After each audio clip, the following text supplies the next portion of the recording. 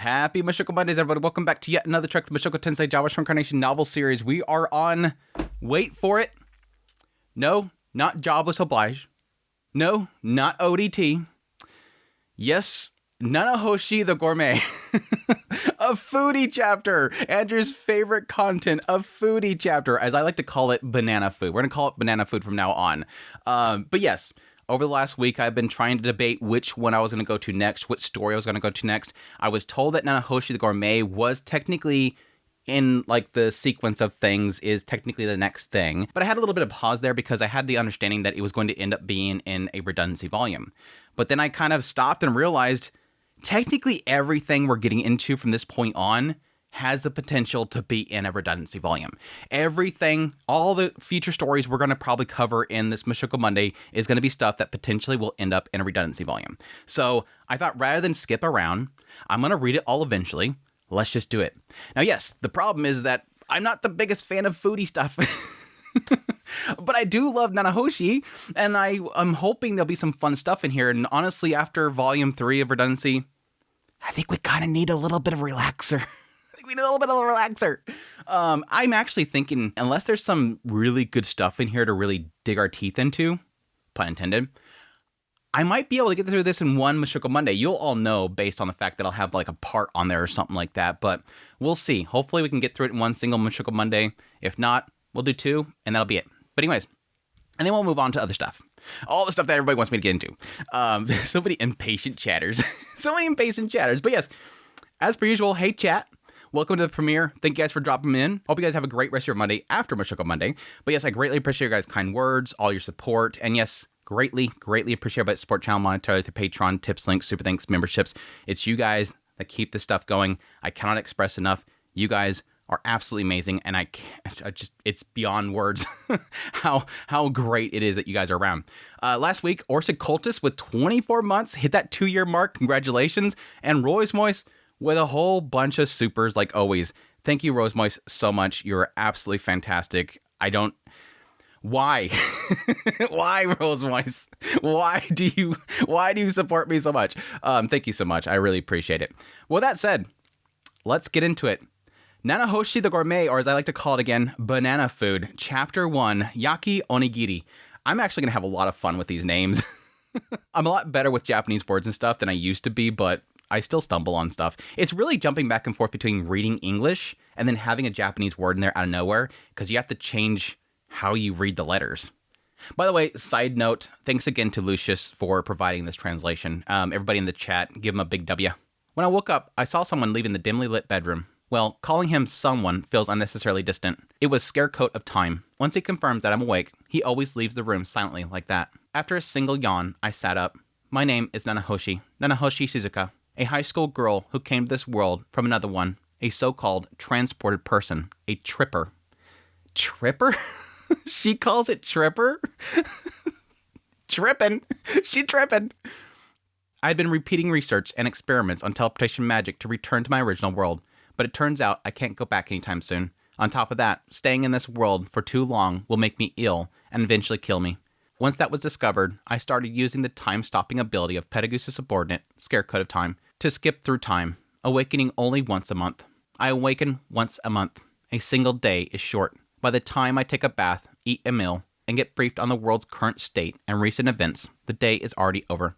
From my perspective, 12 days make a year. That's kind of a trip. That sounds like a trip right there. Time passes by in a blink of an eye. The old me would have felt anxious about that, but lately, perhaps thanks to Rudius, I've been able to live peacefully. I think there is a side of me that I would feel probably still anxious, just because, from Nanahoshi's perspective, she has been given time to meet people and to seemingly form bonds. Like, it really did feel like she was keeping distant from people for a long time, but once Rudius pulled her into his group and really started to help her meet people that helped her with research, I would feel anxiety if I was in her shoes, because you're literally seeing everybody just waste away while you're being frozen over and over again. But lately, perhaps thanks to Rudius, I've been able to live peacefully. Though, there's still one problem. Scarecoat of Time's ability. I know one of these times I'm going to say Scarecrow, and I'm going to forget to correct myself. I keep wanting to say Scarecrow. Scarecoat. That ability has one major flaw. I'm hungry. Yes, when I wake up from the time stop, I get extremely hungry. According to Petagoose, it's probably because I'm from another world and have no mana, so there's no real harm. Whether or not that's actually true, I can only take his word for it. But regardless, when I wake up, I'm starving, completely famished.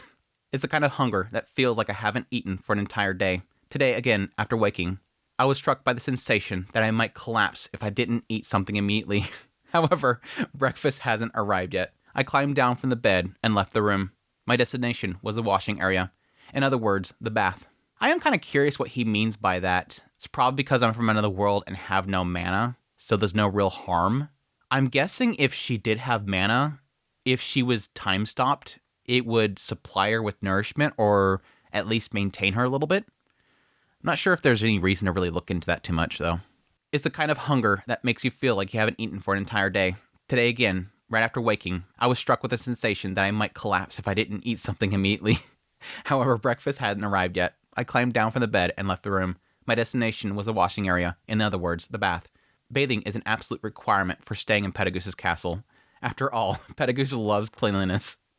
Not a single piece of trash exists anywhere in this enormous castle. Wrong. I mean, yes, they did note that, but that was the whole point why Rudius was pointing out so much that underneath, down those little, caverns underneath it, that was extremely dirty. They weren't cleaning down there. But she's talking about the castle, above ground. Naturally, those who reside in here must remain spotless. If I didn't keep myself clean, Savaro would look at me with disdain. So I headed straight for the bath, suppressing my hunger as I washed myself. With a towel and soap in hand, rubbing my sleepy eyes, I scrubbed thoroughly. That's the minimum standard of etiquette for anyone staying at this castle. After finishing my bath and feeling refreshed, I gathered what little strength I had in my shaky legs and headed towards the assigned room, a different one from my bedroom. Someone is always there. Rudius, Zenoba, or perhaps Sylphie or Aisha. Someone is usually waiting to keep me company. Sylphie would come there? What is Sylphie? What is Sylphie doing there? I can see Aisha. I can see Zenoba. I can see Rudius, of course, most of the time. But Sylphie? Most often, it's Rudius. Hey, Nanahoshi, good morning. Today again, it was Rudius. Seeing him made me feel relieved. He's the one who puts the end to this hunger. Yes, whether he knows I'm starving or not, he always brings me food. Such a good boy. This is the thing that always kicks me about not having a Rudius and Nanahoshi relationship, not having her at some point potentially get with him, is the fact that it seems like she really does care for him because of what he does for her. So it sucks to not have that option available. It's okay to be friends, Andrew. It doesn't have to be everybody's his wife. Karage, curry, cream stew, tonkatsu. He creates dishes I used to eat back in my world and brings them to me. Sometimes he gets it a bit wrong, but even then, it's not bad. Just a little different. Something to laugh about together. Today, the room was filled with a rich, savory aroma. Ah, that smell. What could it be today? Gulp. Saliva gathered in my mouth, and I couldn't help but swallow audibly. My stomach growled too. I wanted to eat it already. As if my body was being controlled by my stomach, I staggered towards the table. Good morning. Reese had moved the table close to the window. On top of it sat something like a small charcoal grill, and he was grilling something, a triangular object. He held a fan in his left hand and a brush and chopsticks in his right, controlling the triangular objects while brushing something onto it. The brush was soaked in a dark brown liquid, nearly black. When the liquid-coated triangles were placed on the grill, a crackling sound filled the air, along with mouth-watering aroma. There's no mistake. The black liquid is soy sauce. Let's have yaki onigiri today. At those words, I sat down as if agreeing. Since he had already moved the table, I could clearly see outside the window. Petagoose's pride and joy, his garden, and beyond it, a sea of white clouds. It was a breathtaking view, one that could only exist in a fantasy world. Although, maybe you could see something similar in my old world too, somewhere like Machu Picchu. If I recall, wasn't there a Machu Picchu in Japan as well? On the table was a tray covered with a cloth. When I gently lifted the cloth, there was white rice balls neatly lined up. As expected, there was no nori seaweed. Yaki onigiri. I've never had them before. Huh? You never eaten one? My family didn't like onigiri at home. Onigiri, huh? Reese nodded with somewhat puzzled expression, as if he understood and didn't at the same time. But I recognized that look. It was a face he always made when he felt a generational gap. So she did pick up on it. I'm not sure if they ever implied that before. But yeah, there's obviously a lot of cases, especially early on when it was talking about him getting to know her better when they were still at the academy. This idea that he was bringing up anime that was much older than what she was used to, and they weren't really connecting. There was like a few things we're connecting on, but not much. I mean, it did make sense that she'd pick up on it. It's not like she's stupid. Still, it's not like that. Even in my time, plenty of kids brought onigiri to sports festivals or field trips. So it's not about generations. Yeah, let's imagine just families. Here, go ahead. With a small clink, a plate was placed in front of me. On it was 2 steaming onigiri. I got miso soup too. Want some? Saying that, Ruiz lifted a large pot from the floor onto the table. When he opened the lid, a gentle aroma of miso wafted through the air. I didn't reply, but Ruiz acted as if he already knew the answer, taking a wooden bowl and pouring the soup into it with a ladle. The bowl being made of wood must be one of his little preferences. As the miso soup was placed before me, I could imagine the taste, and I couldn't help but smile slightly. Of course, this wasn't my first time having miso soup in this world. Ruiz had brought it to me many times before. It no longer lacked dashi like it once did. Each time he brought it, it seemed to be more and more refined. No doubt thanks to Sylphie or Aisha's efforts at his home. Itadakimasu. I pressed my hands together in a short bow. Then, just as I was about to eat the yaki onigiri, I hesitated for a moment. Beside me were a knife, a fork, and a pair of chopsticks. It was probably his way of saying, use whichever you like. But I deliberately reached out my bare hand. I knew it wasn't proper manners. Still, the image of eating onigiri by hand was strong in my mind. Maybe I had always admired that gesture. I picked up the hot onigiri with my fingertips and brought it to my mouth, a crispy texture. Is that implying like just a very kind of prim and proper family that wouldn't allow something like that? Question mark? I don't think she ever implied the idea of being like a strict family like that. When I bit down on the toasted surface, the rich aroma of soy sauce spread through my mouth, and from that bite mark, the steaming white rice inside was visible. The flavor of soy sauce mixing with the white rice invoked memories at the edge of my mind. Before I swallowed, I went in for a second bite. Suddenly, a sharp tingling sensation filled my mouth. Something was inside. Sour. Could it be omiboshi? That's right. The other day, when I visited Ariel, she was bragging about her garden. There was a tree that looked a lot like a plum. I brought back a few of the fruits to try, and it turned out perfectly. Reese went on to tell me the tree's name and origin, and how when he tried to bring the fruits back, Ariel asked him, whom are you planning to poison? But I wasn't interested in any of that. What mattered was the omiboshi. That is sort of, I mean, besides my dislike for foodie chapters, I mean, it's just more of a general sense. I just don't really care for food stuff in really anything. Like, even anime especially. It's like, food shows, yawn. It feels like such like the most laziest writing ever is to go, okay, let me just write about what I typically eat every day. Oh, I just had this for lunch today. I can write an entire chapter where what I did to make it and how it tastes, and boom, I got a chapter wrote. But I do like this idea of Rudius trying to find the ingredients in the world. That stuff is still kind of fascinating. That he's finding something that sort of mimics another flavor and goes, okay, let's bring those together, and suddenly I have these foods that I'm so used to. Which is, again, something that's extremely special to Nanahoshi. Something that's keeping her from really breaking overall. I didn't eat it much back in my old world. I didn't even like it that much. But now, how should I describe it? The sourness, the distinct plum flavor. Even though my mouth was already full of rice, more saliva rushed out like a tsunami. It turned everything soft, blending the white rice, omiboshi, and the soy flavored crust together. Now I understand why rice and omiboshi are so often eaten together. Before I swallow, I took a third bite, stuffed my mouth full of yaki onigiri. Rather ungracefully, I savored the tender rice, the soy-scented crust, and the tartness of the plum merging together. Ah, it's delicious. As I swallowed, something briefly caught my throat, so I washed it down with miso soup. The lightly seasoned miso soup rinsed away the taste of plum and soy sauce, leaving my mouth feeling clean and refreshed. While catching my breath, I kept alternating between eating and drinking. Before I knew it, the first yaki onigiri was gone. It was delicious. The next one is filled with okaka. It's not made from bonito, so the flavor is a bit different, but still good. Okaka. I used to eat it often, especially back in kindergarten. When it came to furikake, the staples were egg and okaka. He's managed to recreate that taste. I want to eat it already. Hey, Nanahoshi, you can keep eating, but... I've got something I want to ask you about. I had a bad feeling about this. Every now and then, he comes to me for advice. It's stuff like, my kid did this, or I got in a little argument with my wife. But was I in the wrong? Of course, I owe him a lot too. So I did my best to give my thoughts, hoping they might help somehow. but sometimes he brings up heavier things that I don't quite know how to respond to. Like that time he made a doll that looked exactly like me and said, actually, I could do naughty things. Or when he told me, Sylvie just can't seem to get pregnant with our third child. Even then, I try to give some kind of answer, but I don't think it helps much. After all, I'm just a high school girl without much life experience.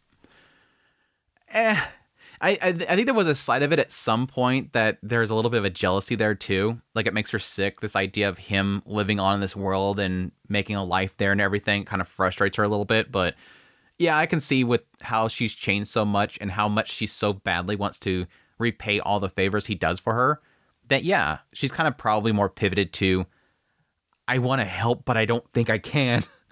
She is smart as hell, but she doesn't have like life experience with, you know, having a family and everything like that. How can she really give him advice on how to deal with a wife when she's never had, I was going to say husband, but it could wife too. We can go with that with Nanahoshi. There's a difficulty there for her to be able to even help out. But I do think that there is sort of a clarity that comes from somebody that doesn't have that experience. I mean, because I've had cases where people come to me for advice about a situation. And I'm like, well, I haven't actually experienced that myself, but I can tell you this doesn't seem like that important. So maybe just kind of focus on this instead. I think there is something that comes from somebody that's sort of on the outside, the advice they can give. What is it? Well, it's about Lucy. Lucy, Reese's eldest daughter. The Lucy I remembered was small, had long ears, was full of energy, and a bit shy. Feels like it's been ages since I last saw her. How old is she now, I wonder? Wait, what could have happened to her anyway? Don't tell me she's gone delinquent. What is this, Nanahoshi's thinking like Rudius and running off on some rabbit hole before he even responds? Don't tell me she's gone delinquent, riding a horse through the streets at night, getting into fights, eventually uniting the local gangs, creating the Grey Rat Alliance. No, that was Aisha. Setting out to conquer the nation, only to be crushed by some army and end up in a juvenile detention or something. She started dating Clive. Clive, if I recall, that's... Don't do it again, Nanahoshi. Please don't do it again, Nanahoshi. If I recall, that's Cliff and Annalise's son, so Lucy's childhood friend. Sorry, how old are they now? Lucy's 14, and Clive is 12. 14 and 12, huh? Clive's a bit younger, but still, if they're seeing each other, it's not like it's too early. When I was 12, I never even considered dating anyone, though. Still, thank goodness. Looks like this time, it's not one of those heavy topics. Are you against it? It's not like I'm against it, but then what's the problem? You're asking for advice, right? Well, as her father, I was just wondering if I should say something. What are you planning to tell her? You know, something like, it's fine to date, but don't neglect your studies. Or maybe make sure to make sure to use protection. You should skip that last one. It's important, but way too crude. I mean, are they just selling this at the side stores now? Oh, the frog skin. Oh, right. If I were in their shoes, let's say around 13, first year of middle school, dating someone from class, and my dad came and nagged at me about it, I'd hate it. I'd probably say, I already know that, and maybe even rebel a little. I didn't know how Lucy would take it, but Lucy has always tried hard to get Reese's approval. I'm kind of surprised that she would even know that. That would imply... Sylvie probably could have told her. I don't see Rudius. Rudius seems very oblivious to it. I can see Sylvie seeing it, and then Sylvie would come here to tell her. But it doesn't seem like Nanahoshi really sees Lucy on a regular basis. I mean, she was for a little bit before she started doing this. It's been a while, so I'm not sure how things are lately. But she's a serious kid. She's probably still trying her best. And if, right before she tries to take a breather, her dad comes in nagging at her, what then? After working hard all the time, finally relaxing a bit, and then your dad tells you, study harder. Yeah, I guess you'd hate that. Well, yeah, because I think the key thing that we got from Lucy's chapter was that she was trying really, really hard to get his attention, get his approval, get his praise. She wanted his praise, so she's working really, really hard. Yeah, I can see the idea of him just popping up and saying, hey, it's all cool and everything, but don't skip out on your studies. Yeah, there's going to be a feeling there that she's not achieving something that she thought that she was doing. Yeah, I guess she'd hate that. He should probably just leave her be for now. I think more than anything, Rudius could probably get a perspective of, is Clive respectful in that regard? I think every sign that I've seen of Clive, it seems like he's somebody that wants to take care of her and has been drilled in his head to respect Lucy, to not make her cry. As long as you understand that he's a good person, I think there's going to be an element of both sides sort of knowing where those limits are and not to push things further than they should be. But can someone that young, around 13, really get back to studying or sports after getting into romance? I don't know much about relationships, so I can't say. But considering how many people in the world get completely absorbed in them, probably not. And I think that's thinking a little bit too much on it. I think it depends on how you say it. How I say it? Something like, until you graduate from school, make sure to keep your relationship within moderation. That's a good one. This kind of thing all depends on the way you say it. Denying it outright or showing too much interest, neither is good. If I remember right, the Grey Rat children started attending the University of Magic from the age of 7. By the time that they graduate, they're practically adults. After that, well, it's their own responsibility. Ah, I see. Moderation, huh? That's a good word. Got it. Thanks. Reese let out a sigh of relief. It seemed, and again, this is to my point earlier, sometimes it's good to have somebody on the outside looking in. And again, from her own perspective, being a female, she has at least the experience of like having to deal with parents and them telling her at least something that she can or cannot do. She can at least give that perspective. Reese let out a sigh of relief. It seemed like this time I'd managed to give a decent advice. I was like, yes, I got it. Who knows how it turned out, though? He'd probably screw it up. Well, eat up. Which one's next? Ume or okaka? When I glanced down at my plate, the okaka was gone. I must have eaten it while listening to the question earlier. I couldn't even taste it properly. All I had left was a sense that it was delicious. All right, I'll make sure to savor the next one. Okaka. Okay, sure thing. Reese brushed soy sauce on the white onigiri and set it on the small charcoal grill. A few seconds later, the scent of sizzling soy sauce began to spread throughout the room. It was fragrant, with a faint sweetness to it. Even though I'd already eaten 2 onigiri, saliva started to gather in my mouth again. Grilling food indoors. Seems like you have no common sense. At that moment, someone entered the room. A silver-haired man dressed in luxurious white-based robes. Petagus. Behind him stood Silvaro. Ah, my apologies. I am ventilating the room, though. It's fine. Even if you lack common sense. My Chaos Breaker is also resistant to fire. This level smoke. This is such an odd flex. This is such a stupid odd flex. This level smoke won't leave a single stain. I am most grateful for your generosity. Petagus snorted and took a seat. He wants some of it. So, what are you eating? It's called yaki onigiri. You shape and pack the rice, brush it with soy sauce or miso, then grill it before eating. Sounds like something a common adventurer would eat. It's ordinary folks' food, after all. I'll have one. Petagus was always like this. It's starting to get funny. At first, a food chapter that's actually making me laugh. At first, he complained about how cooking methods seemed shabby or how the food looked plain, but refusing to eat it was never an option. Reese accepted this fact as if to say, I know, and placed one of the 2 grilled onigiri in front of Petagus. He then set the okaka one in front of me. You eat it with your hands. Petagus frowned at my fingers, now stained from eating. However you like. At Reese's reply, Petagus picked up a knife and fork and neatly cut the yaki onigiri. He then lifted a piece with his fork and brought it to his mouth. His movements were elegant. Watching him made me feel a bit ashamed of my greasy fingers and messy mouth. How is it, Lord Petagus? After taking a bite, Petagus furrowed his brow. Maybe it didn't suit his taste. Lord Petagus, no matter how exotic the cuisine from another world may be, there's no need to force yourself to. Serval started to say something like that. even though she hadn't tasted it, even though it's so delicious too. No, it's a nostalgic flavor. Nostalgic? During the Laplace War, the soldiers' rations were similar to this. They would soak hard-baked bread in sauce and grill it until it was seared. It was overly rich and not exactly good, but it reminded me of those days. Interesting. I get the similarity there. Petagus narrowed his eyes and looked out the window. Outside stretched a garden filled with colorful flowers, and beyond that, a sea of white clouds. I didn't know what kind of feelings Petagus carried from his past. He often spoke of his heroic exploits, but rarely of anything sad. Eventually, I'm going to get a story on that stuff. Eventually, I'm going to get more of that story. Rudius. Yes? It was delicious. It wasn't much, but I'm glad you liked it. As I watched the 2 of them exchange words, I ate the okaka-flavored onigiri. Ah, I forgot to savor it again. Well, there's no doubt it was delicious, but I wanted to enjoy it more slowly. That made 3 already. I was starting to feel full.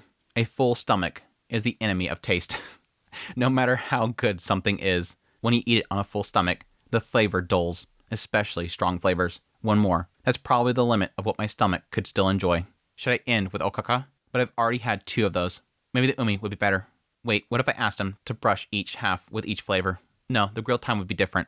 Well then, let's finish with this.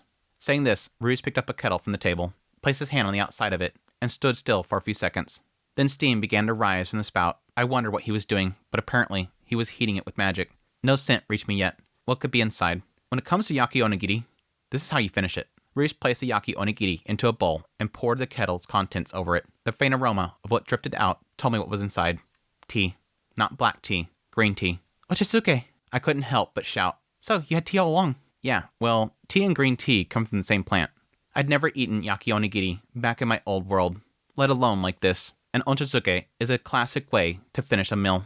Even when you're full, it still tastes wonderfully satisfying. Here you go, enjoy. I picked up my chopsticks and broke apart the yaki onigiri soaked in tea. The refreshing scent from the tea sharpened my appetite. That doesn't sound good at all. I cannot get that one at all. Itadakimasu. I eagerly shoveled it in my mouth. The green tea softened the grilled rice, mellowing out the strong soy sauce flavor. Its smooth texture slid down my throat almost like a drink, and when I broke apart the ume inside, it turned into ume chasuke. I could eat this forever. Phew. In no time at all, I finished it. While eating, it felt like I could go on endlessly. But once I stopped, my stomach was full. Well, I mean, it's rice.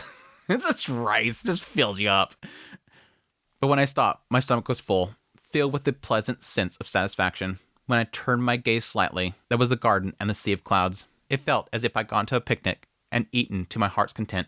I was happy. Lord Pedagoose's garden is beautiful, isn't it? I murmured softly, but Pedagoose didn't reply. He simply continued to bring the ochaisuke slowly to his mouth with his usual composed expression. Rhys also said nothing, eating an onigiri without grilling it this time. A quiet moment. Only the occasional sound of Rhys sipping miso soup broke the silence. This island was full of trees and flowers, but there was no birds, nor any small animals. The absence gave the place an oddly mysterious feeling. To be here, eating onigiri and drinking miso soup, it felt incredibly fortunate, even though coming to this world was, by any measure, an unfortunate event. But this moment was too happy to merely be called a blessing in disguise. It's so funny that we had this whole thing last Mushoku Monday. I mean, it's literally the end of Redundancy 3. In my opinion, really does feel like that amongst these massive mistakes and failures and screw-ups and regrets, there's a happiness. So it's like that doesn't take away from this moment. The fact that my coming here sucks and I'm dying here and everything, it doesn't take away from the fact that this is a beautiful moment. A moment that you wouldn't be able to experience without that tragedy happening. Radius, I'll definitely make it back. Do your best. If I manage to return safely, I'll travel around the world to places like this, with onigiri stuffed with all kinds of fillings, a thermos full of miso soup, a small container of soy sauce to brush on the spot, and if possible, grill and eat them on the spot. That's what I thought. That's a good idea there. If I ever get back to my old world, back to Japan, back to the, Earth, I'd like to travel the world and try different types. Again, sort of implying this idea that she's very sheltered girl. And again, she was a high school girl. It's not like she had massive amounts of freedom. She was still a student. So, under somebody else's responsibility. Chapter 2, Miso Nikomi Udon, or Udon Stewed in Miso. My name's Nanahoshi Suzuka. For various reasons, I'm staying as a guest in Pedagoose's floating castle, Chaos Breaker. Using the ability of his subordinate, I live a life where I can only wake up once a month. This is because I formed a hypothesis that I can't go home yet. There's something I have to accomplish in this world first, but let's put that aside for now. In my original world, there was a story called The Boy Who Slept for 3 Years, or San nin Netaro. In a certain village suffering from drought, there was a man named Netaro. Because he had slept for 3 years without doing any work, the people around him were angry. But one day, Netaro woke up, went to the mountains, began moving giant rocks. Day after day, he threw huge stones into the river, and eventually the flow of the river changed, creating a new stream that led to a drought-stricken village. Thanks to that stream, water reached the rice fields, and the village was saved from a drought. He hadn't just been sleeping. He had been thinking the whole time about how to solve the drought. Or, so the story goes. I think I'm kind of like that. At least, that's how I see it. I mean, yeah, that's her whole purpose, is that she has something to do that she has to pause for, but I don't know that she's thinking that time. I mean, I'd assume that she's unconscious during this time. I'd be shocked if she's actually, it's like a Dr. Stone situation. That'd be scary. Ugh, I couldn't take that. Though, unlike him, I'm not doing this for the sake of people of this world or anything noble like that. I'm only thinking about how to return to my original world. Of course, I've been helped by the people of this world. If those people were to suffer or face hardship, I would want to help them. Well, leaving that aside, it's mealtime. Yeah, I mean, I like that she's at least honest in the idea that I don't have like this noble cause. I am technically doing this for myself, but at least acknowledge that that thing you're supposedly going to be doing later on could potentially be for the good of the people of this world. My stomach was empty again today. It's been growling loudly ever since I started washing up. Right now, I'm like a starving wolf. If Little Red Riding Hood or the 7 little goats were here, I'd probably eat them too. Still, even though it's technically once a month, being hit with this level of hunger every day might make me thin as a rail eventually. I'd hate to be so skinny that when I finally return to my world, none of my acquaintance would recognize me. I have to eat well today too. As I thought that, I returned to my room. A sharp, pleasant aroma hit my nose. At the same time, I caught the sight of Rias preparing something on the table. Oh, good morning, Nanahoshi. Good morning. Rias turned towards me. In front of him sat an earthen pot, being heated by something like a portable stove. A nice bubbling sound filled the room. Looks like hot pot today. In this world, stews and soups with mixed ingredients aren't particularly rare. They often just boil the ingredients as is, and they tend to taste bitter or have a raw, grassy smell, making them not very pleasant. If a skilled cook makes it, it can be edible, but generally it's not something that stirs the appetite. But this aroma, this teasing scent of miso, unless miso was carefully dissolved into a well-made broth with a strong dashi flavor, it wouldn't smell good. Ah, my stomach growled again. What's on the menu today? I sat down, not bothering with further greetings. Using fire indoors might earn us another lecture from Pedagoose, but that warning flew straight out of my head. No, he seems to think as like a challenge. It can't burn down my castle. It's fine. He'll be eating too anyways. Today, look. Rias lifted the lid of the pot. A puff of steam rose, and what was inside came into view. Just as I expected, the soup was a rich brown color. Inside floated chicken, green onions, and mushrooms, with a white egg shimmering near the center. Beneath the ingredients, I could see long, thin white strands. White noodles. If that was the case, then could it be udon? Yeah, miso, nikomi, udon. You made udon? Yeah, it took a bit of time for them to understand what noodles are, but making the prototype itself wasn't that difficult, apparently. Yeah, I was trying to think. For some reason, I had like this mental image that there was something of a noodle type thing in the Demon Continent, but I might be misremembering. I don't think they've technically explored this yet. The one recreating the food from our world was mainly Aisha. Rias gives her a rough explanation of the cooking process and the finished dish, and after a few rounds of trial and error, she managed to reproduce it with ease. This miso nikomi udon must have been born out of that same process. Come on, eat it before it gets soggy. With that, Rias deftly used the ladle and chopsticks to serve it in a bowl and set it in front of me with a soft thud. Instantly, the steam of miso wafted into my nose. My mouth filled with saliva, and I immediately grabbed my chopsticks. Itadakimasu. I was about to dive in, but then I hesitated for a moment. I set my chopsticks down and picked up the spoon. I would start with the broth of the udon. I couldn't bring myself to touch the noodles without first tasting the rich miso aroma that had been wafting through the air. The soup had a strong, well-extracted flavor, most likely seafood-based. The deep miso flavor layered over it filled my mouth with an indescribable richness and warmth. At that moment, my stomach let out a loud growl. Eat, girl. Hurry up and give me something solid. Stop teasing me. It was almost like I could hear those words. No need to tell me twice. I picked up my chopsticks again. I lifted the soft, shimmering udon floating in the bowl. I'd always thought I was good with chopsticks, but the udon was so tender that some of the strands broke apart and slipped back in the bowl. Still, I didn't care. I blew on the remaining noodles twice, and then slurped them up. It was udon. Maybe because of the quality of the flour, it tasted a little different from what I remembered, but it was unmistakably udon, soft enough to swallow without chewing. Ah, so nostalgic. Come to think of it, I had udon like this once before. When I missed school because of a flu, my mom made some for me. That one was lightly seasoned and pretty bland, probably because I was sick. But this was delicious. Actually beat mom's cooking from a previous world. Damn, Rudius. I swallowed the noodles and took a breath. I hate the fact that we're getting these little snippets of Nanahoshi's life back in her previous world. I wish that we'd get more into. It's almost like her food is just teasing it a little bit. And I think that probably comes to the fact that we didn't really have many perspectives of Nanahoshi during the series. Actually, I'm trying to remember if we ever did. I'm actually starting to wonder if we ever actually did. I think we did during the time where it was building up to her failing, ? Failing the last time with the, actually making the entire device and then it breaking. I swallowed the noodles and took a breath. Next, I ate a long slice of green onion. Green onions in this world are quite strong smelling. If you eat them raw, it tastes like some kind of poisonous weed. But since they were simmering slowly in miso, almost none of that smell remained. The more I chewed, the more the onion's unique flavor came out, but it wasn't unpleasant. If anything, it felt like I was preparing my mouth for the next bite of udon.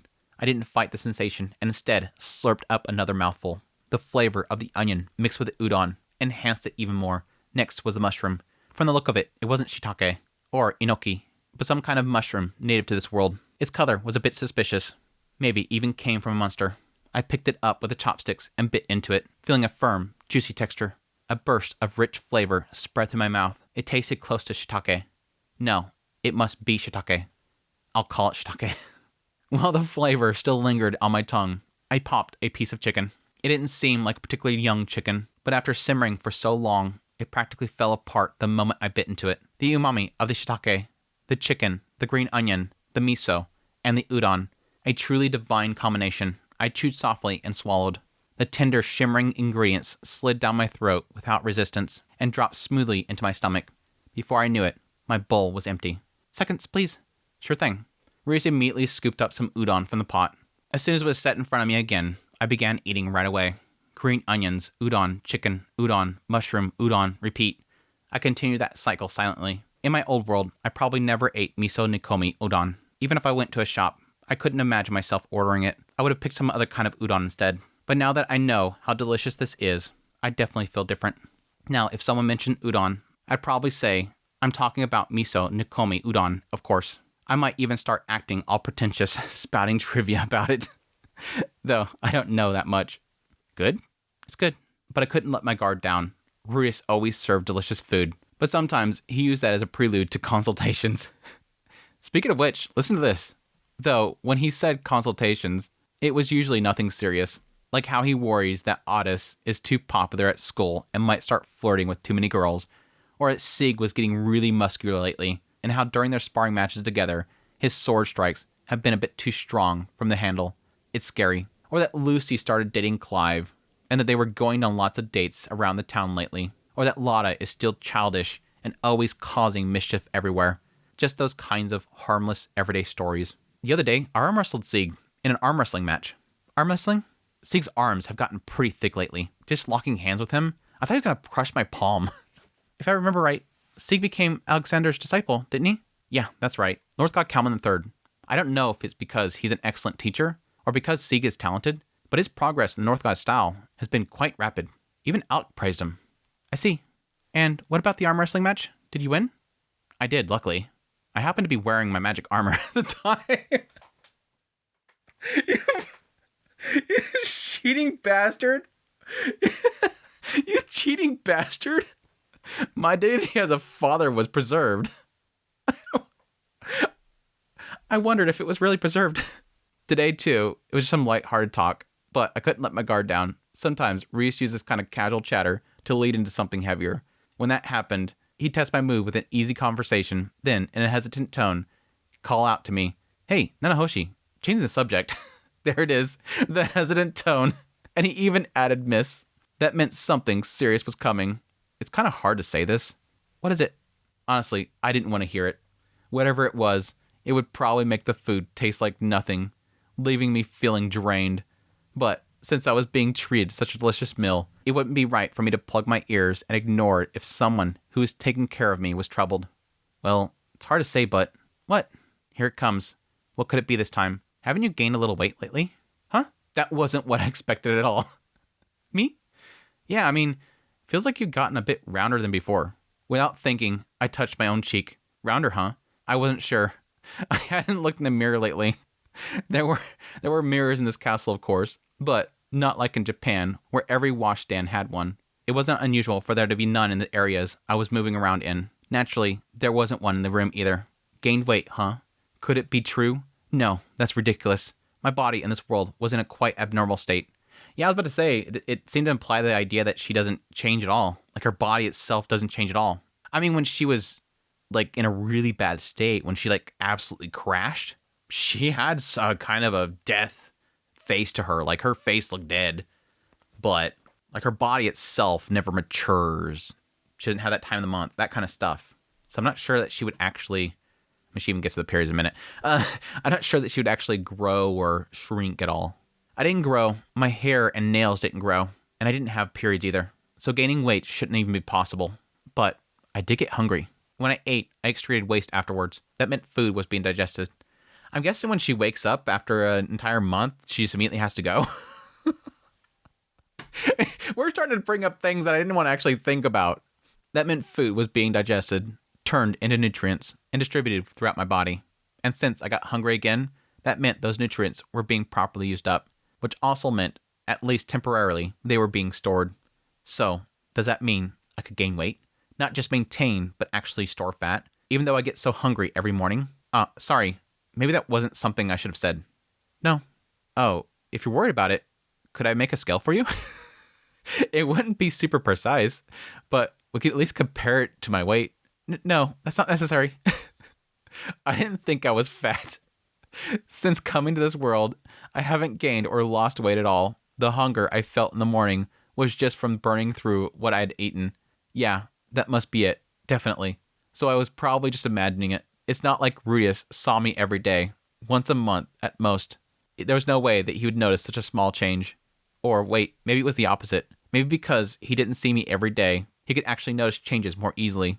I thought back to my life since moving to the Chaos Breaker. Honestly, it had been nothing but eating and sleeping. Once Ruya started cooking Japanese food for me, I've been eating more and more. Before, I only ate a bare minimum, but lately, I've been eating until I was completely full.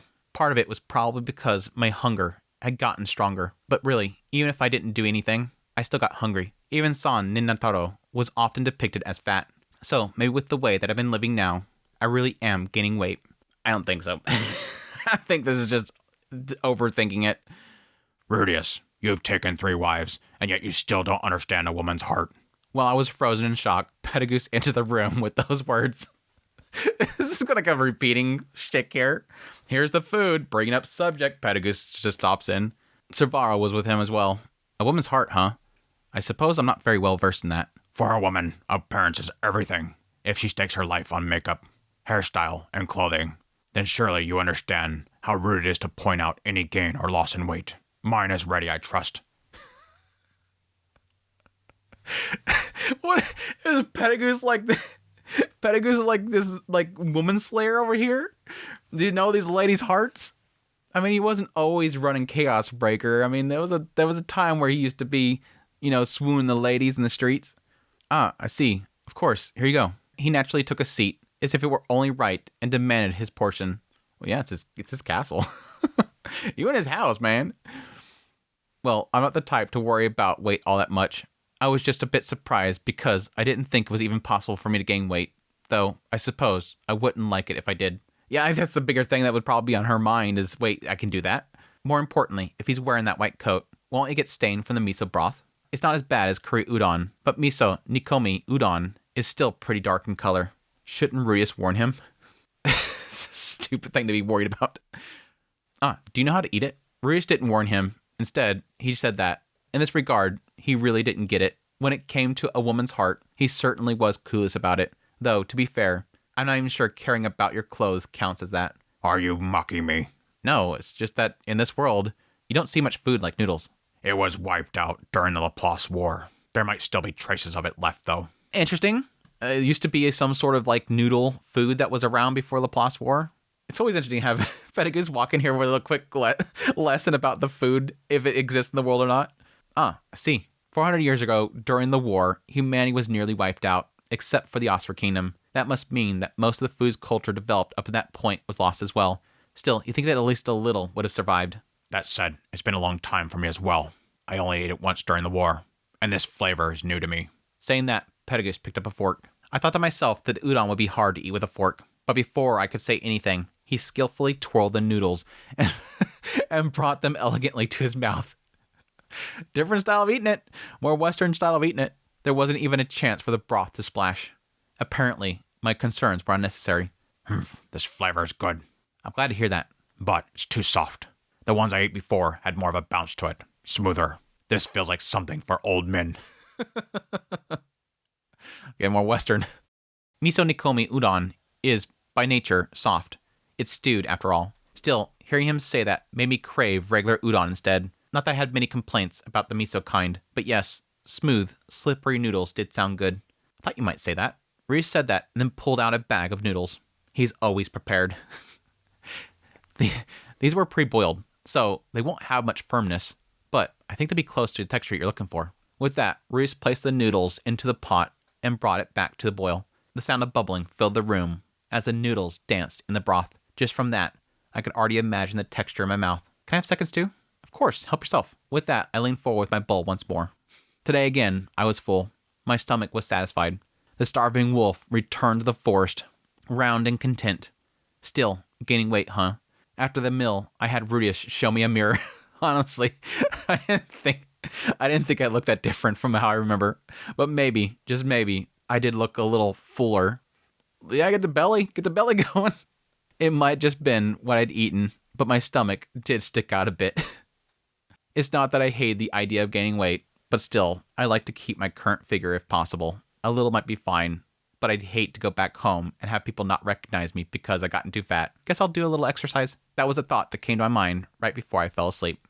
No, you're not. You're gonna go to sleep. You're not gonna do any exercise. You're gonna wake up and he's gonna fill you up again. Yeah, I get the little joke there. It looks like an ongoing joke that Refugion's gonna do. The first chapter is saying that she didn't want to get like skinny as bone and then go home and nobody recognized her. And now it's getting too fat and then nobody recognized her at home. Wonder what else we can have. Chapter 3, Sandwich. I'm Nanahoshi Shizuka. For certain reasons, I'm currently running through the garden of Petagoos's castle, Chaosbreaker. The cobblestone paved path surrounding the castle isn't exactly ideal for running. I guess she is getting her exercise. But I still run because I need to exercise. Lately, I've been running like this almost every day. The area around the castle is surrounded by gardens, and every time I wake up, the scenery changes. The flowers that bloom each month are different, and the colors rotate around the castle as if slowly turning. If I watch it every day, I'm sure those slow changes would be pleasant to look at.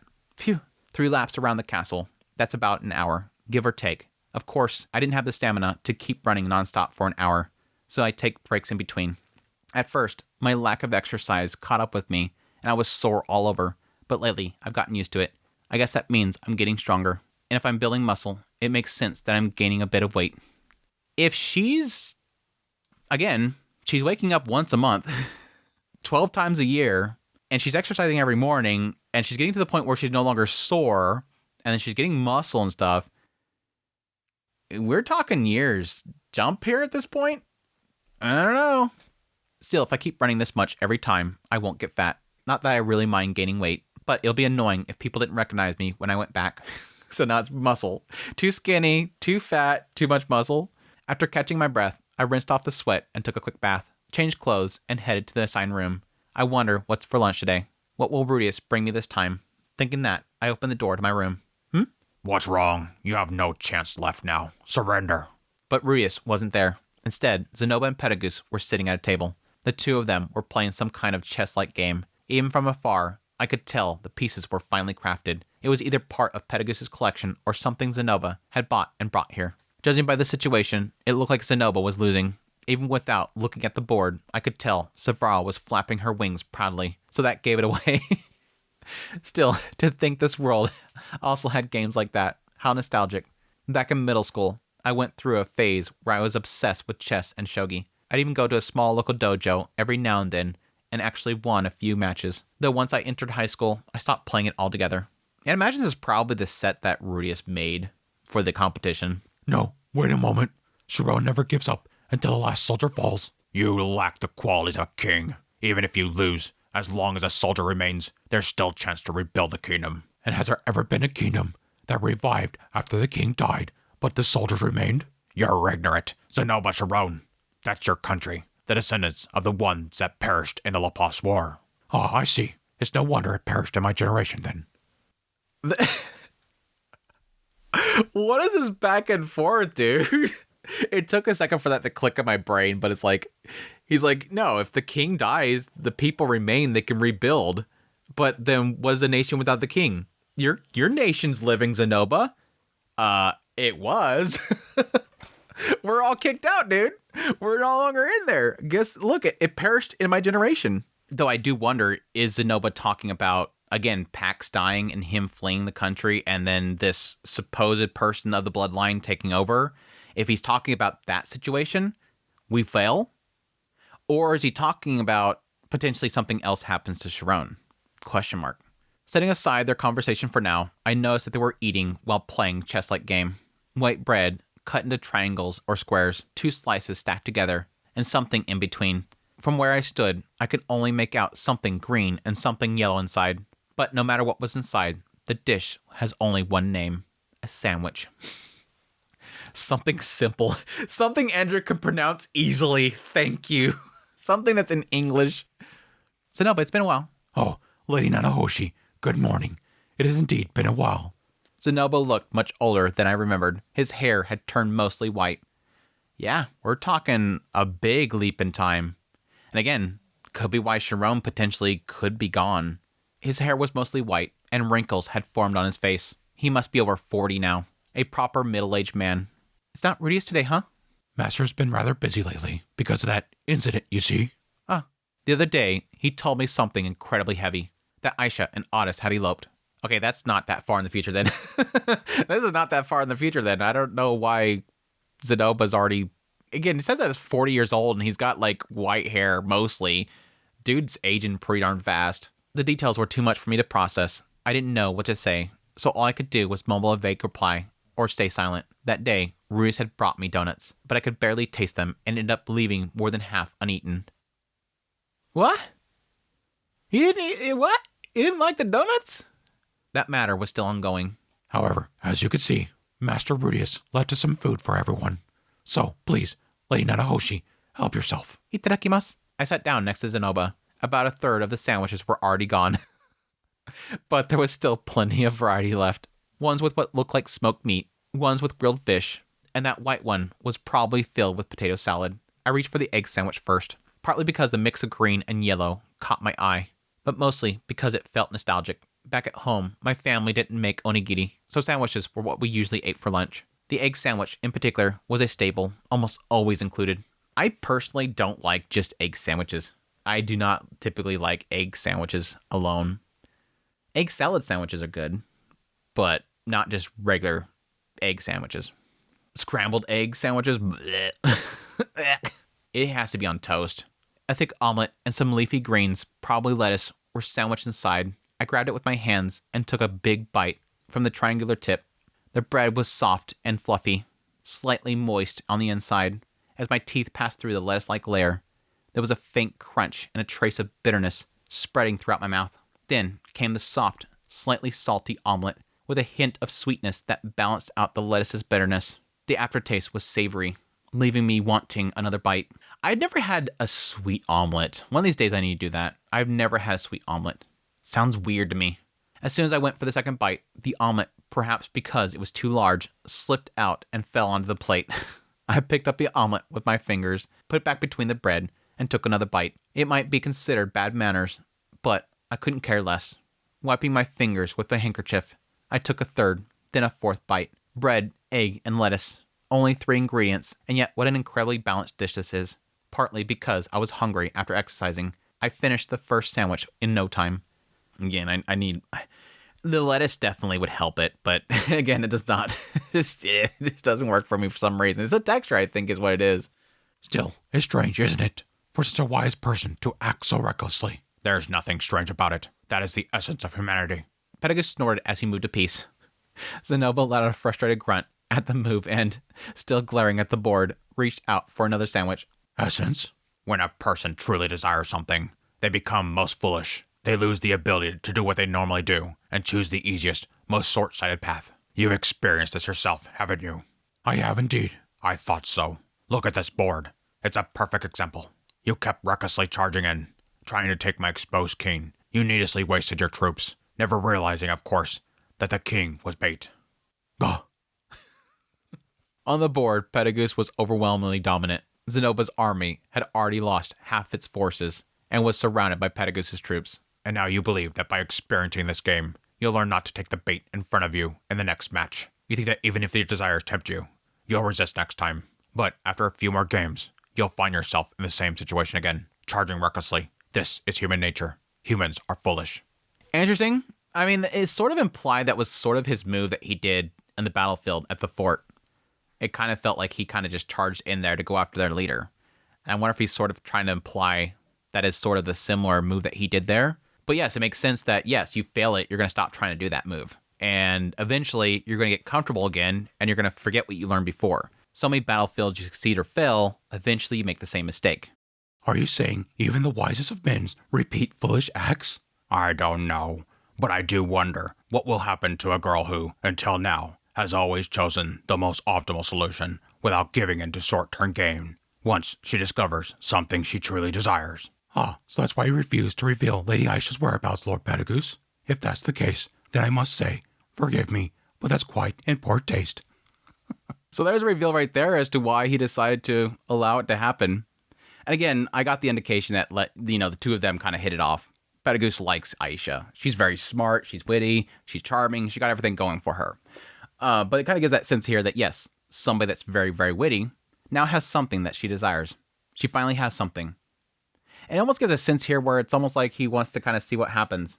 That's kind of interesting. Let's see what happens. Just out of like amusement or something like that. Not seeing there's much of a problem with it. Again, the guy's busy too. I simply have no intention of mobilizing my subordinates over such trivial matters. Again, that's what I think is a major part of it. I'm not going to start some war over you losing your sister. Apparently, Petagoose had been consulted as well. If he'd just gone ahead and found her, maybe I wouldn't have been left feeling so heavy-hearted about the whole thing. However, Lord Petagoose, don't you have something you truly desire? Oh, your obsession with the boss. By your own definition, wouldn't that make you a fool? Damn, Zenoba! Zenoba, are you calling me a fool? No, of course not. I would never. It's fine. You're right. At my core, I'm a fool as well. But Zenoba, even a fool can make a wise decision if they understand their own foolishness. I get that. I sort of get what he's saying there. You can be a fool as long as you know that you're being foolish.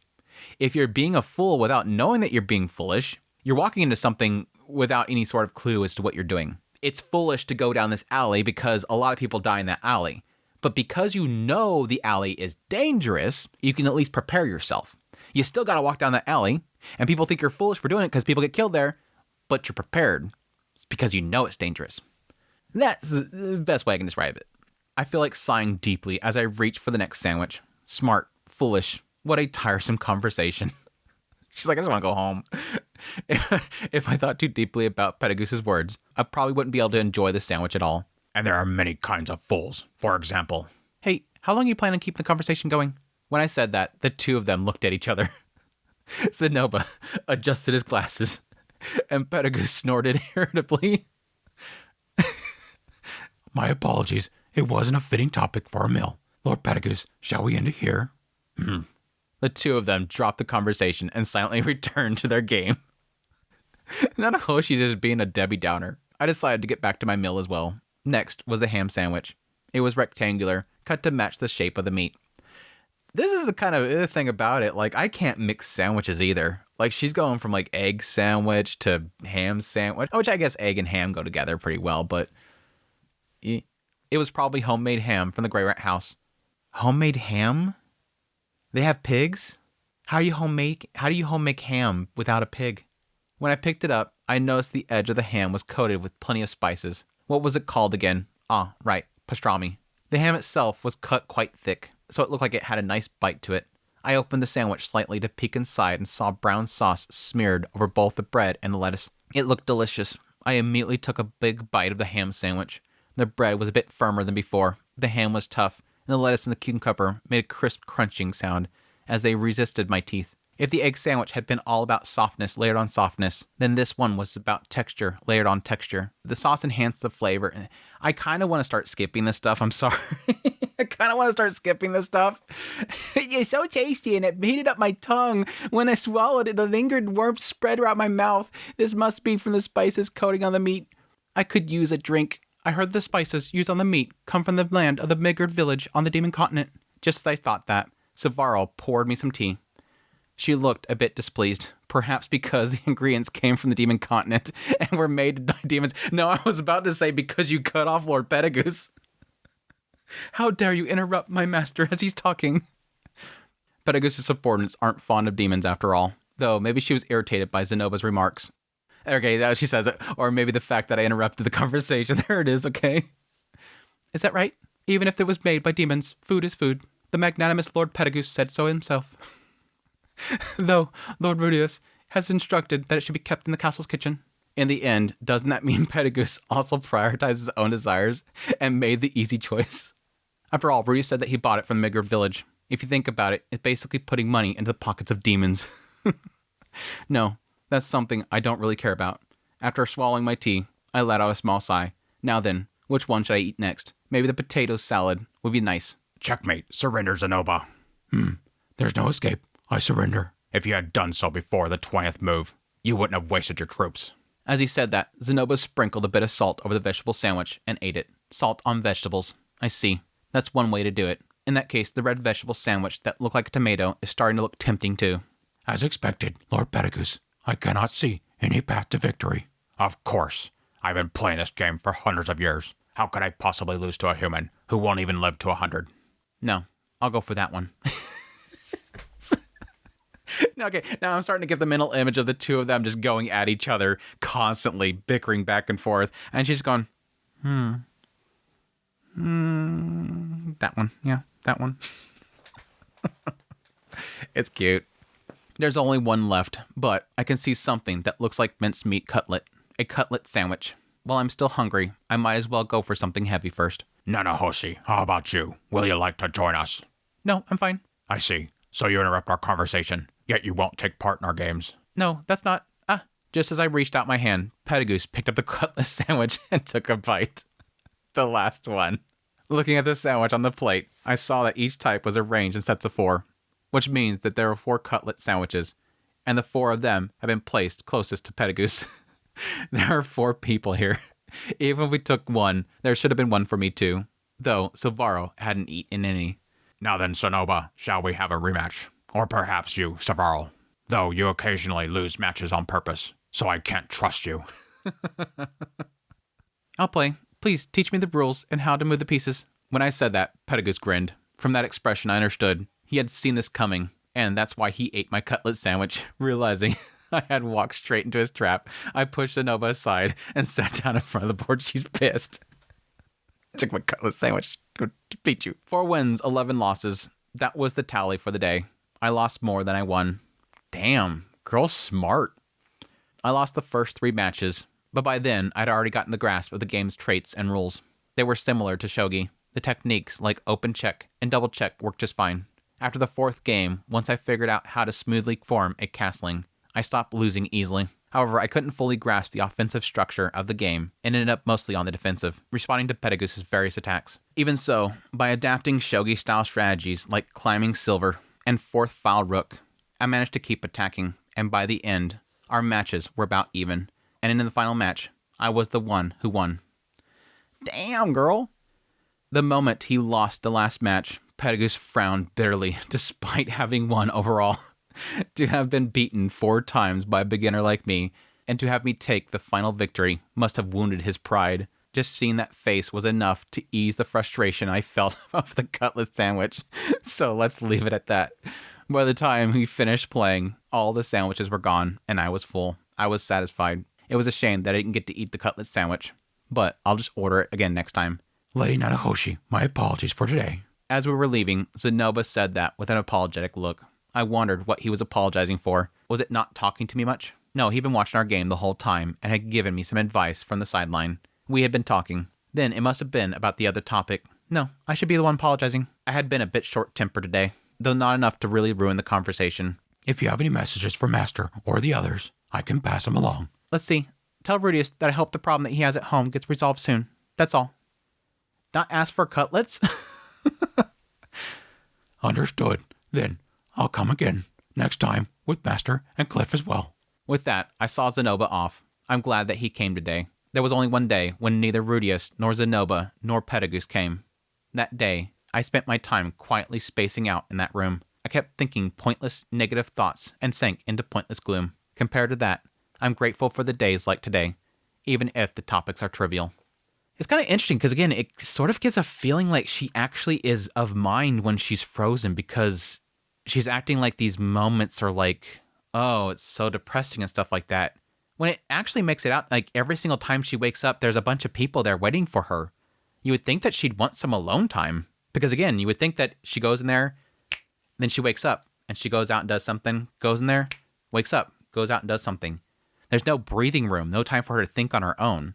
I mean, she does probably during their exercises, but lately, I've come to appreciate liveliness. It's not that I'm waiting eagerly for someone, but still, having no one to come is lonely. Yes, please come again. Feeling grateful for his parting words, I replied so. Still, conversations during meals are best when they're cheerful. Thinking that, I drifted off to sleep. That's cute. And a little sign there of Nanahoshi and how she's changed so much that she really wants, companionships and people to hang out with. And finally, I think the last chapter, chapter 4, Takoyaki. I think it's only 4 chapters. Fried octopus balls. My name is Nanahoshi Shizuka, a high school girl who came to this world from another. In other words, a tripper. Again, a tripper. Right now, I'm living in Pedagoose's castle, passing time while waiting for the day that's bound to come. To put it simply, my life is nothing but eating and sleeping. Recently, since I've gained a little weight, I've been starting some exercises, jogging and stretching. Also, under Servaral's guidance, I've begun some hand-to-hand combat training. Well, it seems like I don't have much talent for it. Anyways, today, again, after waking up, I did my exercises, and Servaral pointed out my flaws. When you strike an opponent, put hostility and killing intent into it, she said. But since I'm only doing this for dieting purposes, there's no way I could do that. All I'm thinking about is burning fat. Still, exercise really does wonders. Once I've finished a daily routine, my stomach is completely empty. It growls pleasantly, demanding a moment of happiness. Now then, I wonder who came today. Did he bring something with him? Thinking that, I returned to my room, and there he was, Rudius. Lately, seeing him makes me feel relieved. Then, a sharp, savory scent of sauce and a faint whiff of bonito flakes drifted through the air. Looking at the table, I saw a mountain of brownish spheres piled high. They looked like takoyaki. The moment I had this realization, my mouth filled with saliva. Gulp. Swallowing, I took my seat. I couldn't wait to eat it. Good morning. Good morning, Nanahoshi. Still, while I'm relieved when Ruiz comes, there's one thing that's unfortunate. Sometimes he brings his troubles to discuss with me. He'll say things like, something happened at home. What should I do? Of course, I'm indebted to him, so I think it over carefully and share my thoughts, hoping they come to help him somehow. But occasionally, he brings incredibly heavy topics. When that happens, Reese greets me with a face like he's about to die, and a voice that sounds the same, just like today. What's more, today he was slumping over the table, looking half dead. There's no doubt today is going to be one of those heavy conversations. He sluggishly lifted his body and forced a smile. Today, I made takoyaki. The sauce and mayo are ready, and while the bonito flakes aren't actually made from bonito, they smell pretty similar, right? The octopus inside has a color that makes it look pretty poisonous. But don't worry, it's completely harmless. Thank you. It looks very delicious. Well, give it a try. I think it turned out pretty well. I decided to enjoy the food before the heavy talk began. Just feel it's coming. Just get this out of the way. Just get this out of the way. Hurry. Shovel. Thinking that, I picked up the takoyaki ball with a toothpick and brought it to my mouth. It was freshly made, though some time had passed. It was hot, but not hot enough to burn. The sauce was savory and a bit salty, balanced by the sweetness of the mayonnaise.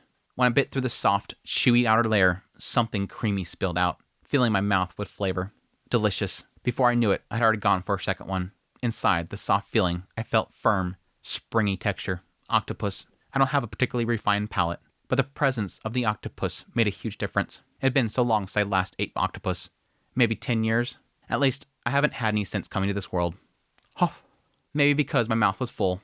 A muffled sound escaped me. As I exhaled through my nose, I caught a faint scent of green onions and what seemed like benishoga. It whetted my appetite even more, and my hand reached out for the next one. Is it good? It's delicious. I see. Reese nibbled on one himself and watched me keep eating. I was a little embarrassed to be watched while eating, but I couldn't stop. Still, this takoyaki had such a nostalgic flavor. How should I put it? It tasted cheap. Okay. I wasn't expecting that. It was so delicious. I couldn't help myself. I already had the next one in my mouth. Oh, it tastes cheap. Yeah, the outside wasn't particularly crispy. And like it's in microwavables or something. And there probably weren't any mountain yam or tonkatsu mixed in, but it felt nostalgic. Ah, I see. This is the flavor I used to get at the supermarket food court. The ones I begged my mom to buy for me. The taste I had at the summer festival. It wasn't so delicious my cheeks would fall off, but just a few years ago, I never imagined I'd be able to eat something like this again. There was times where I thought I'd never eat this again. I felt like crying. Yeah, there it is again. Little bit of a snippet of a previous life. Used to go to the festival for this stuff. That's it. It's like such a generic thing. I just go, that's it. Nothing else. We're not going to get into her backstory. Not going to get her life in the previous world. Hey, Nanahoshi, you could just listen while you eat, but... Here it is. Nanahoshi's like, crap, here it is. Actually, I need your advice about something. Here it comes. What is it? Honestly, I don't want to hear it. The things Verdius brings up are too heavy for me. I've been in this world for a long time now, but back in my original world, I was just an ordinary high school girl. When he talks about heavy family issues, I can't give any meaningful answers. Actually, it's about Lucy. Lucy, Rui's eldest daughter. Is this the same? This is going to be the same thing he's got with Clive and they're getting together? Are we looping again? The most reliable and capable amongst his children. So what on earth could have happened to Lucy? Surely she didn't do something like get involved with her younger brother, right? The issue between Aisha and Otis was already resolved. There's no way. Please. I've had enough of these heavy topics. The other day, she brought Clive over, and she said she's going to marry him.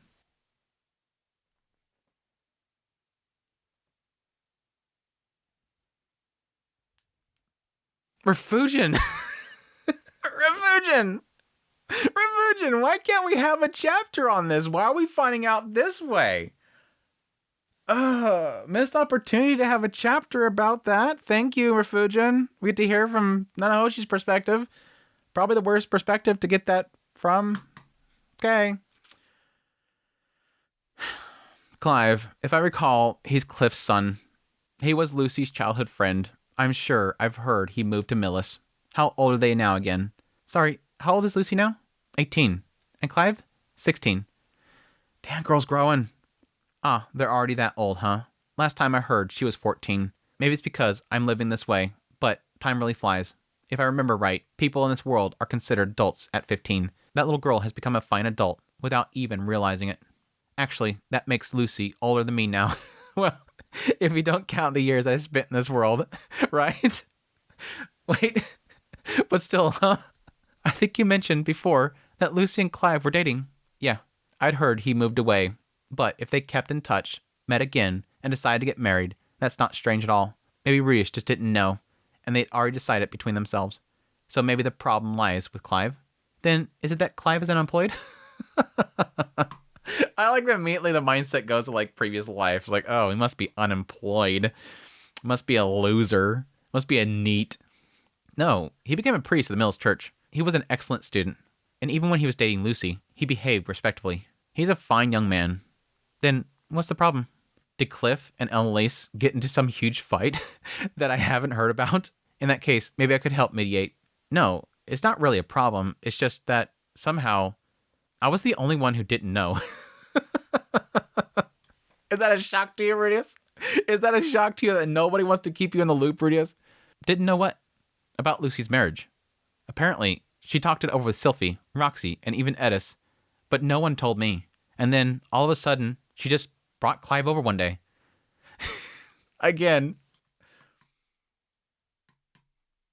Is it shocking to you, Rudius? Is it shocking to you, Rudius? Isn't that normal? That's how meeting the father usually goes, right? I'm sorry, my mate. So you're saying that Lucy, they were going to get married, and so they talked it over with Mom Sylphie, Mom Roxy, and Dad Edis? What's the problem, Rudius? What's the problem? She talked to her mom and dad already. I'm so mean. Why would they talk to the granddad? Why would they talk to grandpa about it? I'm so mean. I'm sorry.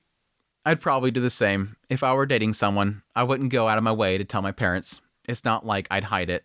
But until things were serious, I wouldn't make any official announcement either. Is that how it is? That's how it is. Well, that part's fine, but when she brought Clive and said that they were getting married, I got all fired up and started asking him about his future plans and goals, that kind of thing. After hearing his answers, I thought, he's still young, but he's got a good head on his shoulders, sees things realistically, just like Master Cliff. I was really impressed, but then Lucy suddenly muttered, "From your perspective, Papa, he might not seem like much." Oh, jeez.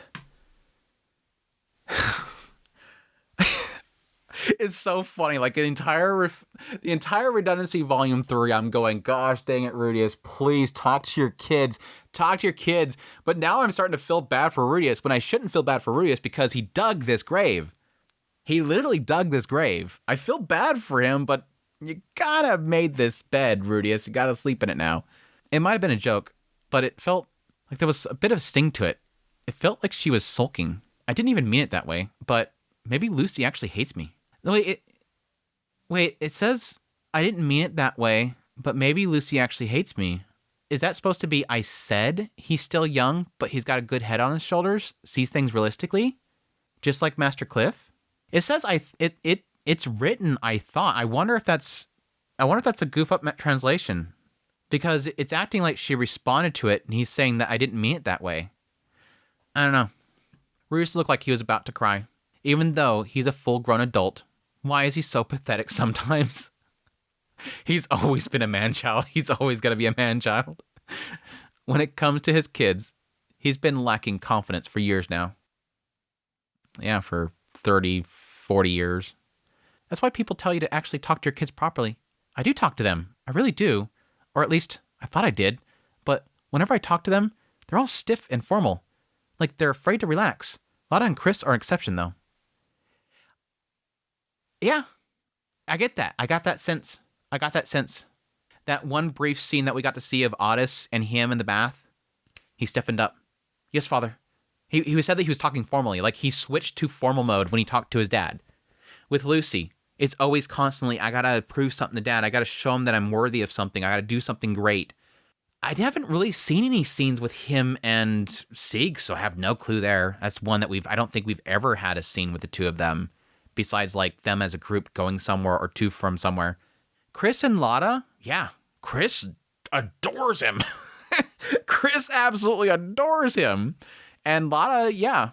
Seems like she's pretty cozy with him, too. Lily seemed like she really liked him. If he bought, her something to take apart. You can easily get Lily's in your pocket. Just keep giving her stuff. Interesting, though. See him like this, you wouldn't think so, but apparently, at home, he has a reputation as a strict father. Yeah, it's weird. If that's the case, of course the kids would act tense around him. My family wasn't like that, but one of my friend's families was. She used to complain that she couldn't say anything around her father. Now that I think about it, I probably stopped talking openly with my father around the end of middle school too. Not that there was any real reason for it. It was just adolescence. Over here, adulthood starts at 15. But puberty probably comes around the same time. Nothing strange about that. Hey, Nanahoshi, what should I do? I think you should just tell Lucy exactly what you told me. Tell her Clive is a good kid who sees reality clearly, and then wish her happiness. As far as I know, Lucy didn't dislike Rudius. Rather, she must have been working hard so that Rudius would have expectations for her. Of course, it's been years since I last met her, so she might have changed. Again, I'm assuming, similar to, I think it was chapter 1, I'm assuming Sylphie's told her this stuff because I don't see how she would have got that. Again, she did go to the house several times before she started coming up here to go to sleep, but I'm not sure that she would get that kind of impression from her when she was that young. Ah, I see. But how should I talk to her? Maybe in the bath? The bath? That's a joke, right? Are you serious? It's a joke, sorry. I was about to say, dude. I know he could be dumb sometimes, but he does like the whole idea of the whole Japanese trope of baths. Break down the barriers and sit together and talk. Maybe during a meal. No, how about inviting the two of them to eat together? And the three of you talk. You can list Lucy's good points. Say she's your pride and joy, and tell Clive you won't forgive him if he makes her unhappy. Or you can mention her flaws and say, she's like this, but please take care of her. That works too. Good advice. Yeah, you're right. I'll do that. But maybe it's better not to mention too many flaws. I think you should mention both the good and the bad points. In times like this, you have to be honest. If you try to flatter too much, they'll notice.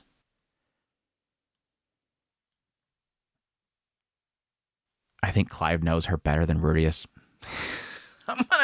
I'm gonna assume that Clive knows her better than Rudius. I'm just gonna say, maybe. He's gonna know a lot more about her when she was younger. But yeah. Now, granted, it seemed like based on that whole like moment where we had Otis and Lucy dueling, it did seem like she was putting on sort of an image. So it does kind of give the impression that when she's around Clive, she does hide her true self. So he could have some dirt on her. Got it. Reese looked somehow relieved. This time, it seemed I'd managed to help a little. I don't know how it'll turn out, though. Even so, why am I saying such confident things about something I've never had experience with? Maybe I want my father to say those things to me when I get married. That's a good part of it, yeah? My father, huh? I wonder how he's doing. He's probably worried about me.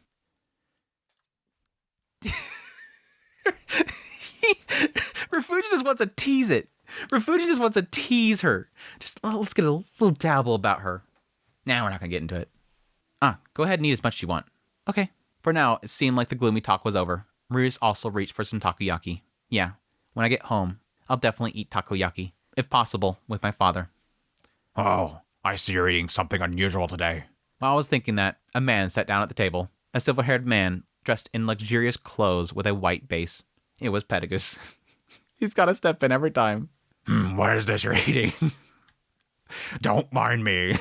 It was Pedigus. Behind him stood Savarl. Whenever Rudius brought out some new dish, he would appear like this. As a gourmet and an artist, Pedigus couldn't resist trying new cuisine. May I have some as well? Please, go ahead. Rudius offered some takoyaki. With a cheerful smile, Pedigus accepted the fork that Savarl handed him and popped one takoyaki in his mouth. I see. It has a simple taste. It's ordinary folk food, after all. Still, it's not bad. What is this? Something like cartilage inside. I wondered how Pedigus feels about octopus. I've never really heard of people eating octopus in this world. Even in my original world, I'd heard Westerners don't usually eat octopus. If he realized what he's eating, he might get angry. It's great tentacle. Rudius said that casually. Great tentacle, you say? Pedigus froze. He stared at the pile of takoyaki on the table. His expression stiffened. Noticing that Savarl's presence changed his rail. What's going on? Her face seemed to say, what the hell did you make Lord Pedigus eat? But he's the one who asked to eat it. I'm allergic, you idiot. That's a nostalgic name to hear. Okay. However, Pedigus' expression softened. With a nostalgic look, he skillfully split the takoyaki with his fork and pulled out the piece inside. Ugh, I shouldn't have looked. It was green, a green octopus. The outside was red, but he cut the surface. It was green. Suddenly, she loses her appetite. If I remember right, during the Laplace War, when we were crossing the sea, we were attacked by a great tentacle. And because the attack wiped out our food supplies, we grilled and ate the tentacles that were left on the deck. Ah, yes, Udapen was the one that suggested it. Because of that color, I was sure it was poisonous, but surprisingly it wasn't. And since it was right after battle, it tasted quite delicious. But, I see, to think I'd eat it again. It's like everything Rudius serves him gets him like PTSD from his days in the Laplace War. Rudius like, here's what I call a milkshake. You've never tried it before, but it's really delicious. Ah, this takes me back to the days I was in the north during the Laplace War. We were in the snowy ditches. Ah, nostalgic. It seemed like everything turned out fine. Rudius must have known that Pedigus had eaten octopus before. Before long, Savarl's presence had returned to normal. Savarl, Yes, write down the recipe. at once. Rudius, as if to say, I knew you'd say that, took a small piece of paper from his pocket and handed it to her. This time, I made them soft and fluffy, but I've also written down a method to make the outside crispy. So feel free to use that as reference. Crispy takoyaki. I want to eat that too. What should I do? Maybe I'll ask him to make it. But asking feels a bit awkward, like I'm being too demanding or something. I'll bring some for you next time, Nanahoshi. Yes, please. Did he learn some kind of mind-reading magic? No, if he could read minds, he wouldn't be troubled about his daughter. I must just be too easy to read. Well, we've known each other for a long time now, so it can't be helped. Still, it's a little frustrating. It's cute. Sir Varl, Yes. my throat is dry. Prepare something to drink. Shione's second flesh. Add a drop of Oscar wine. As you command. Before I realize it, Petagoose was having tea prepared. Oh, I'm terribly sorry. I should have been more attentive. You're always one step behind, Rudius Greyrat. I have no excuses.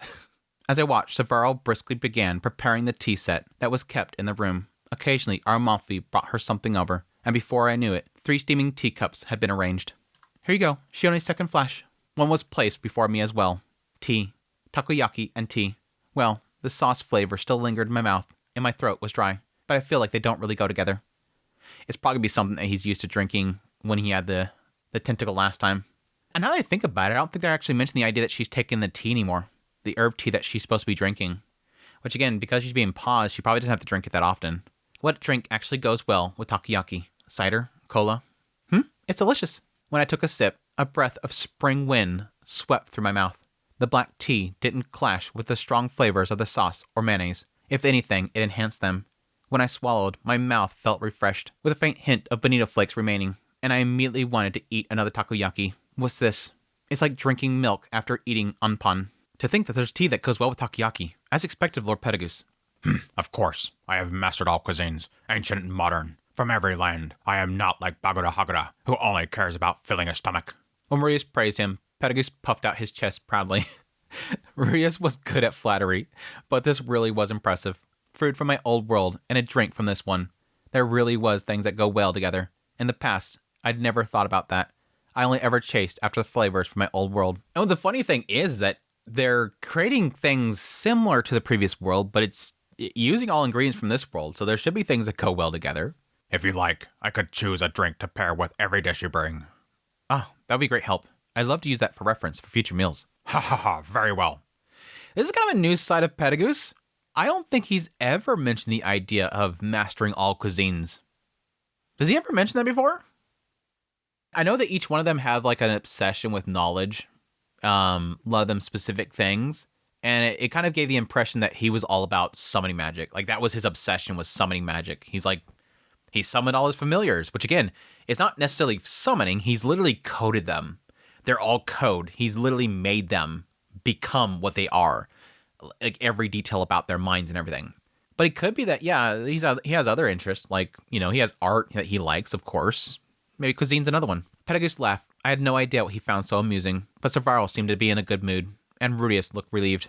Eating takoyaki while chatting like this was truly enjoyable. Thank you for this meal. After finishing the takoyaki, I put my hands together and bowed. The color of the octopus had been rather shocking, but the taste was actually quite good. It had been a long time since I'd eaten octopus. By the time I was full, the sun was already setting. Rudius had already prepared to go home. From my perspective, I see him almost every day, but for him, it's another month until next time. Ah, Nanahoshi. Yes? Here's an extra one. I have some additional thoughts. I'm counting on you. At the end, Rudius handed me a small folded piece of paper. A small, 4-folded letter. Yes, of course. I didn't look at its contents. I simply placed it carefully into the protective amulet pouch I always carry close to me. By the time I finished seeing Rudius off, night had completely fallen. As I moved towards my bedroom, I thought about everything that had happened today. Lately, I feel like Rudius had been coming here less often. He's probably gotten busier as he's gotten older. Yes, older. Compared to when we first met, he's aged quite a bit. He must be around 35 now. Rudius's children are growing up, one after another. Even though little Lucy is getting married, it's amazing how quickly time flies. Someday, the time will come when Rudius simply stops coming altogether. Somehow, I feel like I'm being left behind. No, that's not right. Of course I know. It's not that I'm being left behind. It's the opposite. I'm just going ahead into the future, and then I'll return to my original world. Even so, there's still a trace of loneliness left behind. I wonder, how many times will I be able to see Rudius and Zenoba? I gently stroked the protective amulet pouch I always carry with me. Inside was several letters that had been entrusted to me, asking me to deliver them to my family, back to our original world. Yeah, I was kind of wondering about that. Okay. I wanted to keep going because I was waiting for her to actually bring it up because I was curious as to what he handed her. I thought that there was a possibility that he was handing her the recipe too. Like, oh yeah, I gave him the recipe. Oh, here's the idea. But the way that he worded that, I'm like, no, maybe this is going to be another note that he wants to send back. He said, here's an extra one. I had some additional thoughts. I'm counting on you. And again, she put it into this little amulet pouch. But yeah, I get her frustration here, the fears that she has here. This sort of goes in the same realm as something like, you know, the immortal demons, stuff like that. That sense of like time being so disjointed. Again, every time she's waking up, she's being visited by somebody, and it's been a month. Within 12 days, it's been a year already. It's crazy to think just how fast this time is running by. Now he's 35 at this moment. And again, she's still technically way back here at, you know, not even 18. Like, she's still young and in regards to her body from this previous world that's still kind of trapped with her. Granted, again, mentally, she's much more older than this at this point. But I can totally see that. The idea that, you know, technically time is flying by and she feels like she's being left behind, but in actuality, in her mindset, she's traveling to the future and going to be leaving everybody else behind as she goes to this one goal that she has. But even so, there's still a trace of loneliness left behind. I wonder how many more times will I be able to see Rudius and Zenova. Again, that's the sucky, tragic part of her reality that it is now. She doesn't age, so she could easily just stay there with them. But again, the world is killing her. The world is legit killing her. She will not survive if she stays out in this world. They did the whole thing with the herb to get rid of it, but that's still not fixing everything. They're still, if I remember correctly, they were still looking into ways to help her, which I'm surprised they haven't mentioned that at all, so I'm guessing they gave up on that. They were talking about the idea of coming there on a regular basis and trying magical implements that Cliff was going to study into, but I imagine they just got busy. They're busy. They have their own lives, and it's not like Cliff can come there all the time to try to find something to, you know, permanently cure her and keep her from dying so that she doesn't have to be frozen all the time. It just sucks still in the end that despite the fact that she won distance herself from these people, Rudius and again all these individuals have done so much for her to take time out of their monthly schedule to come out there and see her, whatever. It sucks. It's the world rejecting her is literally preventing her from ever making bonds. Even though she distanced herself, even though Rudius showed her that she can be with people, the moment she started being with people, the moment she found some sort of bond with people, the world said, stop, you're not allowed to be here. Get out of here. It sucks. Inside were several letters Rudius has entrusted me, asking me to deliver it to his family back in our original world. He adds to them every few years, probably because he was doing his best to live his life his own way. Yeah, and I would imagine this is probably the letter after his whole situation with Otis. It's going to be the letter to his brother, now, again, understanding what he put his brother through and apologizing for that situation. Rudius had done so much for me. In my whole life, I'll probably never meet anyone who'd helped me more than he has. He is as important to me as my own father or mother. I don't know if delivering these letters will truly ever repay that debt, but if I ever make it back, I'll definitely deliver them. And I'll tell his family that he survived, that he lived his life to the fullest, and that he helped me. Well then, I'll leave it to you, Mr. Scarecoat. Thinking that, I once again drifted off to sleep. And that is Nana Food. That is Nanahoshi the Gourmet. It actually ends with the six-face world continues in Jobless Oblige. Pretty good. I mean, yeah, I kind of had one moment there where you all noticed that I finally got to like, okay, I'm tired of this. I just get so sick of it melted in my mouth and I can feel the tickling sensation on my tongue. And then when I rolled my tongue, it made my tongue feel like sizzling. And then I took another bite. I can feel the crispiness of the flavors of the lettuce that broke past the resistance of my teeth. Stop. Just stop. I don't need a battle sequence from their mouth. It's like I have to hold like a play-by-play battle sequence of somebody's mouth. I don't care. Move on. I get sick of it really quickly, but I'm actually surprised I got through most all this. It was a good set of chapters, though. I honestly do think. I hate that there's a lot of like hinting at Nanahoshi's life in the previous world, because like every time that happens, I go, tell me some info about Nanahoshi. Give me some life experiences that she's gone through. Something. Give me some backstory of Nanahoshi. I'll take it. Whatever you got. You know, she had a falling out with her father or something like that. You know, some life experience that she's realizing now that she's away from her family. Something that's kind of making her nostalgic for her family. Very, very little brief moments there, but I think overall, I think the perspective here was really kind of seeing, one, how much all these individuals do for Nanahoshi, and at least making her feel like she's still part of them, that she's still part of this group, but additionally kind of seeing this flow of time that she's quickly slipping through and seeing that things are changing slowly over time. Actually surprised that he didn't do, I don't know, more jumps, just kind of show that progress in time. I was actually thinking this was going to go much further in the future. I think they kept to, what was it, 35 years old, 34 years old. So this isn't really, 35. This isn't really that far in the future. I was actually expecting this to kind of, I woke up and I went out there and I seen this man with gray hair and it's Rudius and he's now 60. Something way later, but I think he was trying to be a little bit conservative with the jumps here, but it was still cool. Still cool little stuff, and I didn't get as frustrated as I thought I would be. It wasn't as painful as I thought it would be. A lot of fun moments, though. A lot of fun moments. Like I said before, I think that's kind of the ultimate decision that I had in doing banana food before anything else, is that I wanted to have a little bit of a fun break. So hopefully I made it entertaining for you guys. Hopefully this Mushoku Monday was a fun one, even though it was a bunch of foodie stuff.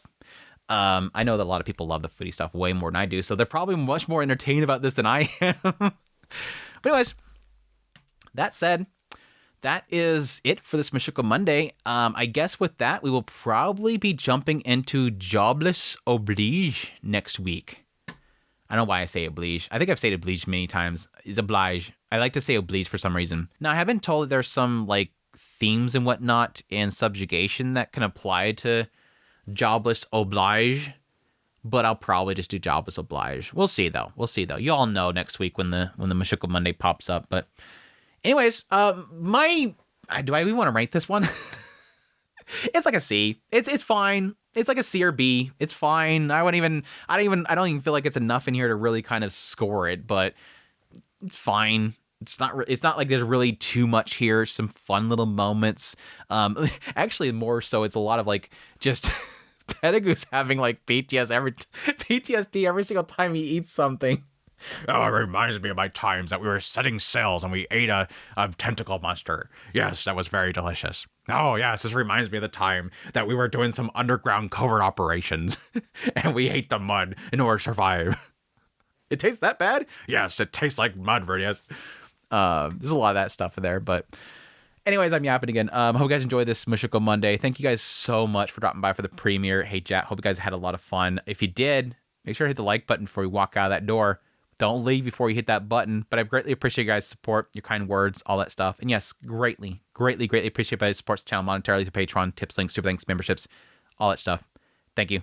But until next week for, again, I'm supposing Jobless Oblige, y'all take care.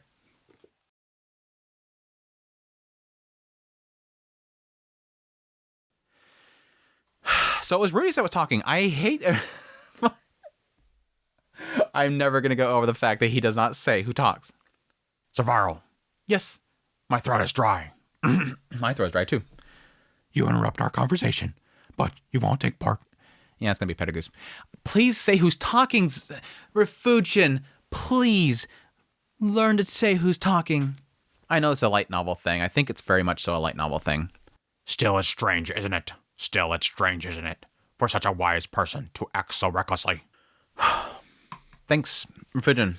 Got it figured out, apparently. I think I got it figured out who's talking. It seems you have no grilling food indoors. Seems like you have no common sense. At that moment, someone entered the room. Oh, Pettigrews. The voice is wrong. This is doing Nanahoshi's voice.